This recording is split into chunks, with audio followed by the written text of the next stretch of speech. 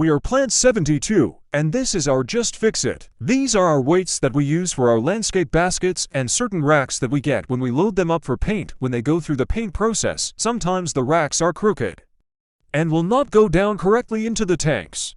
And we had to come up with an idea for our guys to keep it organized and to transport them. So when the guys pull stuff off the line, off the weights, they just put them on the ground and they don't have time to take them all the way back to the other side of the building. And in the next clip are the guys that help with the JFI with our weight rack. Hey, I'm Tim, Plant 72, got with my JFI guys, come up with a rack for their weights.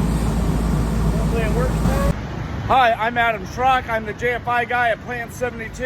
I came up with an idea.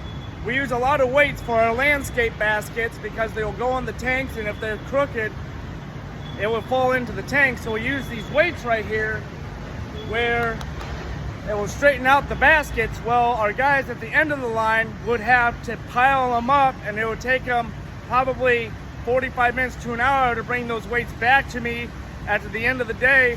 So I came up with the idea to build this rack for them to put all the weights into each section right here.